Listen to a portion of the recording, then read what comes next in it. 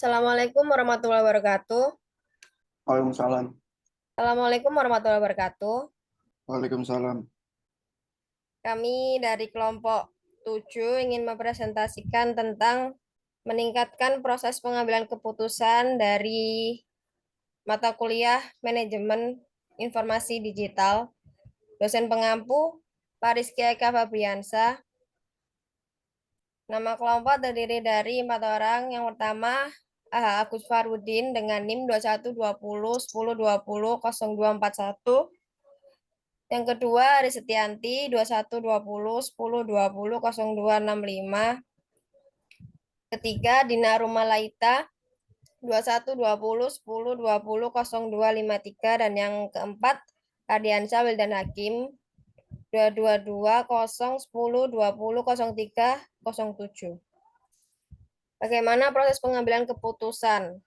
Proses pengambilan keputusan adalah suatu usaha yang rasional dari administrator untuk mencapai tujuan-tujuan yang telah ditetapkan pada bagian awal dari fungsi perencanaan. Prosesnya mulai pada bagian awal dari fungsi perencanaan dan berakhir dengan pertimbangan.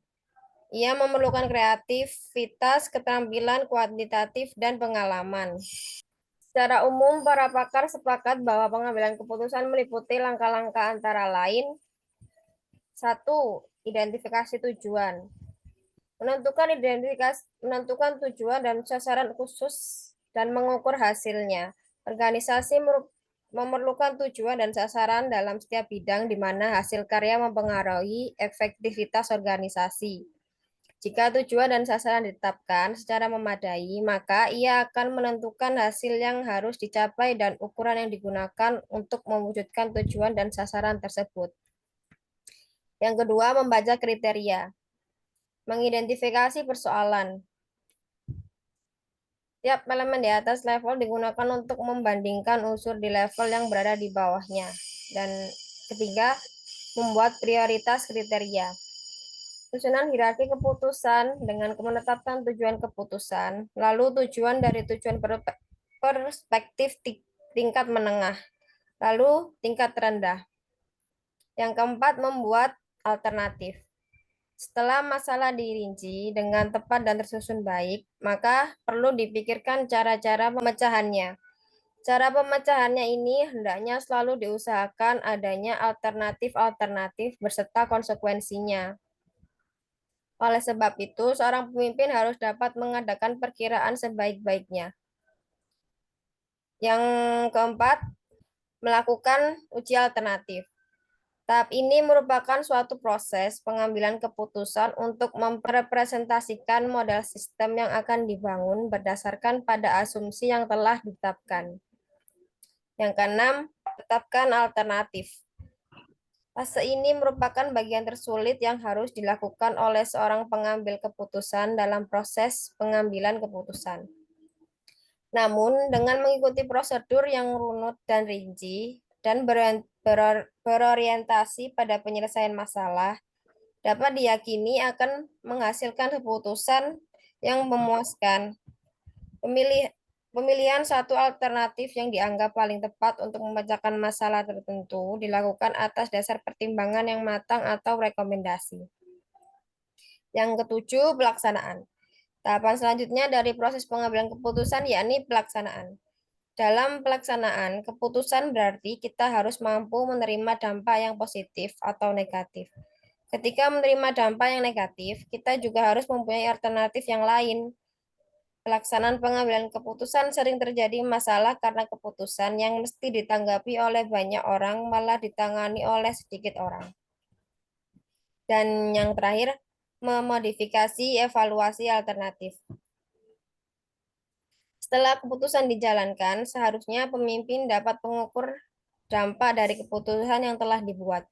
Penilaian ulang perlu diadakan. Faktor-faktor penentu yang akan dinilai harus diputuskan sejak awal dalam proses pengambilan keputusan yang tidak setelah pelaksanaan berjalan. Dan cara ini memang akan mudah terjadi debat yang hangat, namun akurasi akan lebih terjamin. Menurut Siakin 1986, pengambilan keputusan adalah suatu pendekatan yang sistematis terhadap hakikat suatu masalah, pengumpulan fakta-fakta dan data, penentuan yang matang dari alternatif yang dihadapi, dan mengambil tindakan yang menurut perhitungan merupakan tindakan yang paling tepat. Selanjutnya, proses pengambilan keputusan. Proses pengambilan keputusan merupakan suatu proses yang melibatkan banyak langkah. Simon 1960 menggambarkan 4 langkah berada dalam pengambilan keputusan. Yang pertama, kecerdasan atau intelligence. Terdiri atas menemukan, mengidentifikasi, dan memahami masalah yang terjadi pada organisasi. Mengapa masalah itu terjadi, di mana, dan akibat apa yang dialami perusahaan. Yang kedua, rancangan atau desain. Melibatkan identifikasi dan pencairan berbagai solusi masalah. Dan yang ketiga, pilihan atau choice. Dalam adalah tantangan memilih alternatif solusi yang ada. Yang terakhir, keempat, implementasi atau implementation adalah tentang membuat alternatif yang dipilih dapat bekerja dan tetap mengawasi seberapa baik kerja solusi tersebut. Apa yang terjadi apabila solusi akan Anda pilih tidak berguna? Tingkat pengambilan keputusan dan menganalisis suatu keputusan.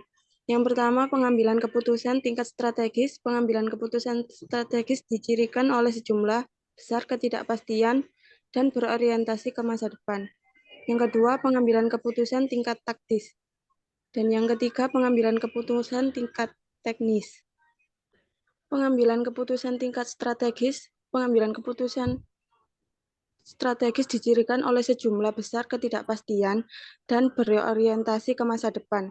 Keputusan-keputusan ini menetapkan rencana jangka panjang yang akan mempengaruhi keseluruhan organisasi. Pengambilan keputusan tingkat strategis, misalnya perluasan pabrik, penentuan produksi, penggabungan penggolongan, pengeluaran modal, dan sebagainya.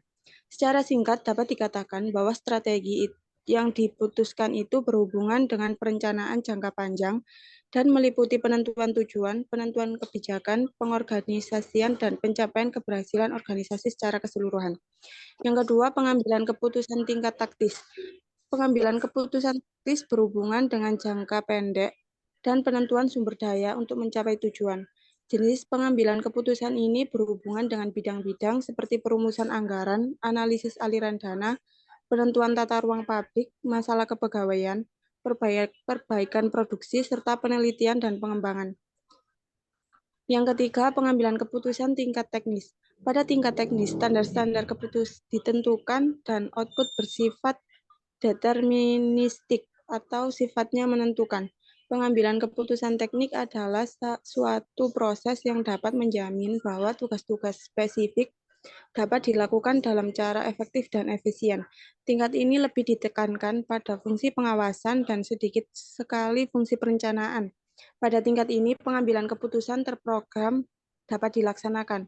Contoh jenis pengambilan keputusan ini adalah penerimaan atau penolakan kredit, pengendalian proses, penentuan waktu, pengiriman, pengawasan, inventaris, dan penempatan karyawan. Suatu tingkat pengambilan keputusan yang berlainan memerlukan jenis informasi yang berbeda pula. Para analisis harus menyadari jenis-jenis pengambilan keputusan ini dalam sistem informasi guna memenuhi keperluan yang berbeda-beda. Jenis keputusan. Keputusan dibagi menjadi 3. Yang pertama, keputusan tidak terstruktur. Keputusan tidak terstruktur adalah keputusan yang mengambil keputusannya harus memberikan penilaian, evaluasi, dan pengertian untuk memecahkan masalahnya. Setiap keputusan ini adalah baru, penting, dan tidak rutin, serta tidak ada pengertian yang dipahami benar atau prosedur yang disetujui bersama dalam pengambilannya. Yang kedua, keputusan terstruktur. Keputusan terstruktur adalah kebalikan dari keputusan tidak struktur, yaitu sifatnya berulang dan rutin, dan melibatkan prosedur yang jelas dalam menanganinya, sehingga tidak perlu dilakukan seakan-akan masih baru. Banyak keputusan memiliki elemen-elemen dari kedua jenis keputusan ini. Yang ketiga, keputusan semi terstruktur. Keputusan semi terstruktur adalah keputusan yang hanya sebagian masalahnya mempunyai jawaban yang jelas tersedia dengan prosedur yang disetujui bersama. manajer senior, tingkat menengah, manajer operasional, dan para karyawan mempunyai jenis keputusan dan kebutuhan informasi yang berbeda. Peran SIM dalam pengambilan keputusan. Pada era sekarang, ini informasi terasa menjadi kebutuhan hidup semua kalangan masyarakat, seperti halnya sandang pangan dan papan. Dalam banyak hal informasi telah mampu mengguncangkan berbagai bidang kehidupan masyarakat yang meliputi bidang ekonomi, sosial, budaya, teknologi, dan pengetahuan. Pelaksanaan tugas pokok pimpinan itu akan berhasil dengan baik apabila didukung oleh sistem informasi yang baik. Pengambilan keputusan yang logis membutuhkan pemahaman tentang masalah dan pengetahuan mengenai alternatif pemecahannya. Informasi yang lebih tepat menghasilkan keputusan yang lebih baik. Salah satu fungsi yang sangat penting dalam kepemimpinan yaitu pengambilan keputusan. Seorang pimpinan sebagian besar waktu, perhatian maupun pikirannya dipergunakan untuk mengkaji proses pengambilan keputusan. Semakin tinggi posisi seseorang dalam kepemimpinan organisasi, maka pengambilan keputusan menjadi tugas utama yang harus dilaksanakan. Perilaku dan cara pimpinan dalam pola pengambilan keputusan sangat mempengaruhi perilaku dan sikap daripada stafnya. Pengambilan keputusan adalah sebuah hasil dari pemecah masalah, jawaban dari suatu pertanyaan sebagai hukum situasi, dan merupakan pemilihan dari salah satu alternatif dari alternatif yang ada. Setelah pengakhiran dari proses pemikiran tentang masalah atau problema yang dihadapi. Adapun hasil dari pengambilan keputusan adalah pengambilan keputusan memiliki dua fungsi, yaitu fungsi pangkal permulaan dari semua aktivitas manusia yang sadar dan terarah, baik secara individual maupun secara kelompok, baik secara institusional maupun organisasional, dan suatu sifat yang futuristik, artinya bersangkut paut dengan hari depan, masa yang akan datang, efeknya atau pengaruhnya berlangsung cukup lama. Adapun tujuan dari pengambilan keputusan yaitu tujuan yang bersifat tunggal terjadi apabila keputusan yang dihasilkan hanya menyangkut satu masalah. Artinya, sekali diputuskan tidak akan ada kaitannya dengan masalah lain. Dan tujuan yang bersifat ganda terjadi apabila keputusan yang dihasilkan menyangkut lebih dari satu masalah. Artinya, yang diambil sekaligus memecahkan dua masalah atau lebih yang bersifat kontradiktif atau yang tidak kontradiktif. Menurut Syamsi 1965. Unsur-unsur dalam pengambilan keputusan harus dipertimbangkan adalah yang pertama, tujuan dari pengambilan keputusan yaitu mengetahui terlebih dahulu tujuan yang ingin dicapai dari pengambilan keputusan tersebut. Yang kedua, identifikasi alternatif keputusan untuk memecahkan masalah yang dipilih mencapai tujuan tersebut. Oleh karena itu perlu dibuat daftar jenis tindakan yang memungkinkan untuk diadakan pemilihan. Yang ketiga, perhitungan mengenai faktor-faktor yang tidak dapat diketahui sebelumnya atau di luar jangkauan manusia. Yang keempat, sarana atau alat yang digunakan untuk mengevaluasi atau mengukur hasil dari suatu pengambilan keputusan. Unsur pengambilan keputusan yang dapat digunakan oleh pimpinan terlebih dahulu harus dapat mengkaji dan mempertimbangkan mengenai tujuan pengambilan keputusan, identifikasi masalah, faktor-faktor internal maupun eksternal, lembaga ataupun organisasi, serta sarana pengambilan keputusan. Sedangkan pengambilan keputusan menurut TERI 2002 didasarkan pada 5 hal berikut. Pertama adalah intuisi atau perasaan. Pengambilan keputusan didasarkan atas intuisi atau perasaan memiliki sifat subjektif, sehingga mudah terkena pengaruh. Pengambilan keputusan berdasar intuisi mengandung beberapa kebaikan dan kelemahan. Kebaikannya antara lain waktu yang digunakan untuk mengambil keputusan relatif pendek. Untuk masalah yang pengaruhnya terbatas, pengambilan keputusan akan memberikan kepuasan pada umumnya. Kemampuan mengambil keputusan dari pengambil keputusan itu sangat berperan dan perlu dimanfaatkan dengan baik. Sedangkan kelemahannya antara lain keputusan yang dihasilkan relatif kurang baik, sulit mencari alat pembandingnya sehingga sulit diukur kebenaran dan keabsahannya. Dasar-dasar lain pengambilan keputusan seringkali diabaikan. Yang kedua, pengalaman. Pengambilan keputusan berdasarkan pengalaman memiliki manfaat bagi pengetahuan praktis karena berdasarkan pengalaman seseorang dapat memperkirakan suatu serta dapat memperhitungkan untung ruginya dan baik buruknya keputusan yang akan dihasilkan. Karena pengalaman seseorang dapat menduga masalahnya walaupun hanya dengan melihat sepintas saja sudah menemukan cara penyelesaiannya. Yang ketiga adalah fakta. Pengambilan keputusan berdasarkan fakta dapat memberikan keputusan yang sehat, solid, dan baik. Dengan fakta, tingkat kepercayaan terhadap pengambilan keputusan lebih tinggi sehingga orang dapat menerima keputusan yang dibuat itu dengan rela dan lapang dada. Yang keempat adalah wewenang. Pengambilan keputusan berdasarkan wewenang biasanya dilakukan oleh pimpinan terhadap bawahnya atau orang yang lebih rendah kedudukannya. Pengambilan keputusan berdasarkan wewenang juga memiliki kelebihan dan kekurangan. Kelebihannya antara lain kebanyakan penerimanya adalah bawahan terlepas penerima tersebut secara sukarela atau secara terpaksa. Keputusan dapat bertahan dalam jangka waktu yang cukup lama, memiliki otentisitas atau otentik. Kelemahannya antara lain dapat menimbulkan sifat rutinitas, mengasosiasikan dengan praktik diktatorial, sering melewati permasalahan yang harusnya dipecahkan sehingga dapat menimbulkan kekaburan. Yang kelima adalah rasional. Pada pengambilan keputusan yang berdasarkan rasional, keputusan yang dihasilkan bersifat objektif, logis, lebih transparan, dan konsisten untuk memaksimumkan hasil atau nilai dalam batas kendala tertentu sehingga dapat dikatakan mendekati kebenaran atau sesuai dengan apa yang diinginkan. Pada pengambilan keputusan secara rasional ini dapat beberapa hal sebagai berikut. Yang pertama adalah kejelasan masalah, tidak ada keraguan dan kekaburan masalah. Yang kedua, orientasi tujuan dan kesatuan pengertian tujuan yang ingin dicapai. Yang ketiga, pengetahuan alternatif, seluruh alternatif diketahui sejenisnya dan konsekuensinya. Yang keempat, prevensi yang jelas alternatif bisa diurutkan sesuai kriteria. Yang kelima, hasil maksimal. Pemilihan alternatif terbaik berdasarkan atas hasil ekonomis yang maksimal. Pengambilan keputusan secara rasional berlaku sepenuhnya dalam keadaan yang ideal. Untuk sarannya, pengambilan keputusan dalam bisnis biasanya terbatas pada level manajemen, akan tetapi sekarang ini karyawan golongan rendah bertanggung jawab atas beberapa keputusan juga karena proses pengambilan keputusan. Mengambil keputusan adalah proses yang melibatkan banyak langkah.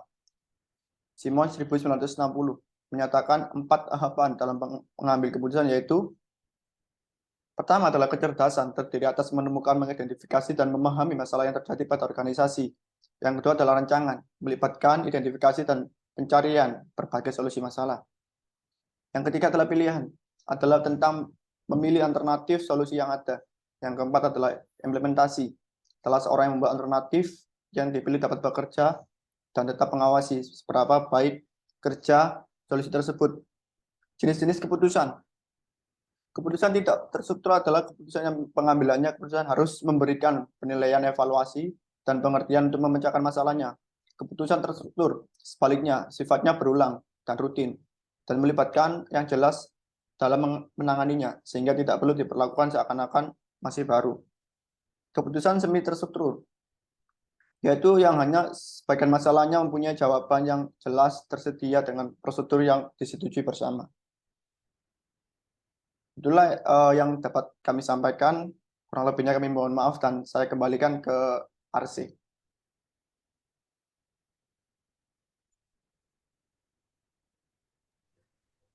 Sekian dari Ayo sih.